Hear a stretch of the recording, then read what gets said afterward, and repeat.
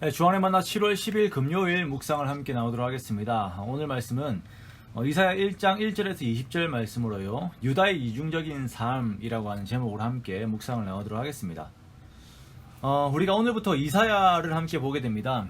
이사야서는 구약의 선지서 중에서 가장 이제 첫 번째로 등장하는 선지서죠. 이사야가 기록된 연대는 기원전 740년에서 기원전 680년경이고요. 그 당시 시대적 상황으로는 아수르의 위협이 계속적으로 다가오던 그런 시기입니다. 이사야서는 성경의 축소판과도 같아요. 첫 번째 그 39장은 구약 성경이 39장으로 이루어져 있으면서 그 속에 그려져 있는 그 내용들이 그러한 것처럼 부도덕한 우상 숭배자들을 향한 심판의 내용으로 가득 차 있습니다. 그리고 여기에는 유다 민족뿐만 아니라 주변 국가들도 그 심판의 대상에 포함이 되어 있어요. 자, 그리고 나머지 27장에서는 신약 성경이 그 27장으로 이렇게 이루어져 있는 것처럼 예수 그리스도로 말미암은 소망의 메시지를 전달하고 있습니다. 그래서 이사야를 우리가 미니 바이블이라고 하는 별명으로 이렇게 부르기도 합니다. 예, 그러니까 총 66권으로 되어 있는 것, 66장으로 되어 있는 것이죠. 우리가 이사야라고 하는 인물을 잠시 보자면, 이사야의 별명은 또 저자도 별명이 있어요. 저 별명은 구약의 사도 바울이라고 하는 그 별명을 가지고 있습니다. 그만큼이나 이사야가 사용하는 그 어휘와 문체가 상당합니다. 그만큼 그는 뛰어난 교육을 받았고요. 그리고 그는 왕궁과 밀접한 관계를 가지고 있었습니다. 그런데 그 왕궁에 이 선지자의 권면이 잘 받아들여지지는 않았어요. 이사야는 생애 대부분을 예루살렘에서 보내었고요.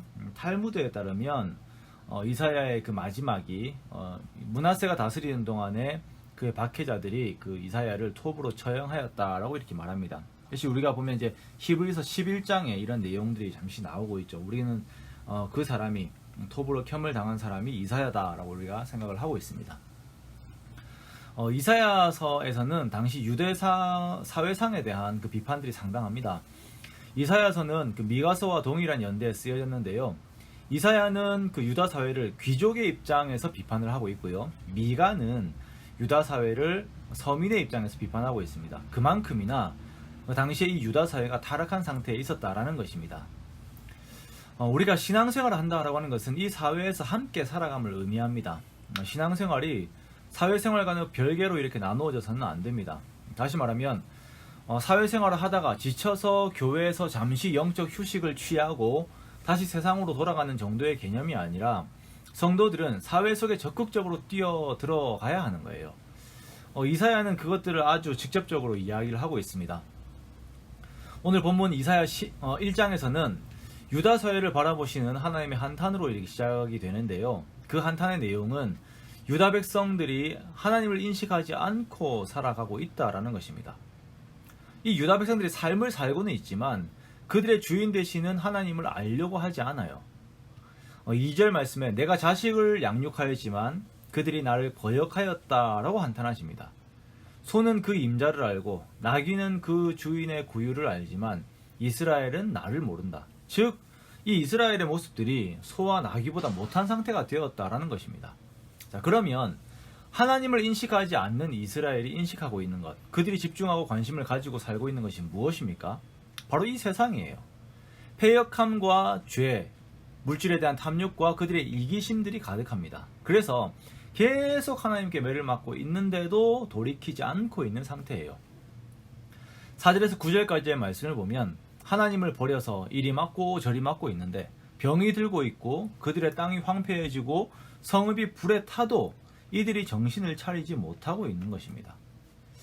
자, 그러면 왜 이렇게 이들은 맨날 얻어터지면서도 그 계속 하나님 앞에서 견디고 또 개기고 있는가? 자, 그것은 바로 이들이 의지하고 있는 바가 있었거든요.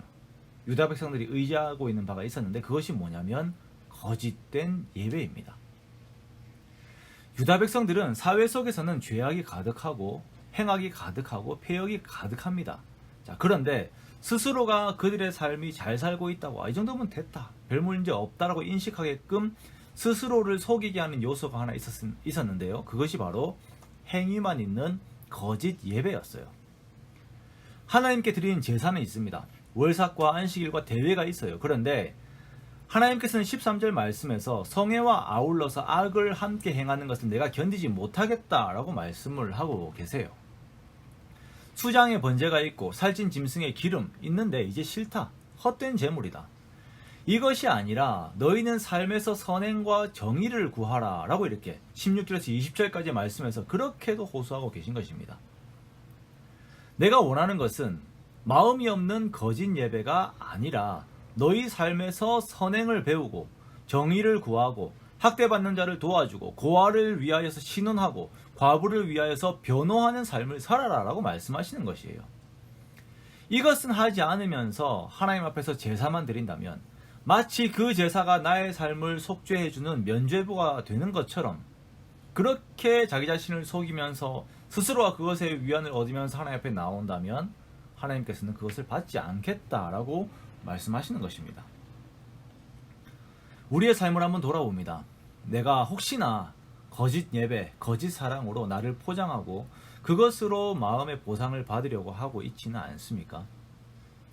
내 삶에서 나오는 그 모든 열매들은 모두 타인에게 해를 입히는 것으로 그런 성격으로 가득한데, 그런데 내가 예배 한번 드리면 그것이 모두 없어지는 것처럼 내 삶과 예배가 철저하게 분리되어 있고, 또 그 거짓 예배를 통해서 내가 거짓 안식 속에 들어가 있지는 않는지 우리 자신의 모습들을 다시 한번 돌아봅니다.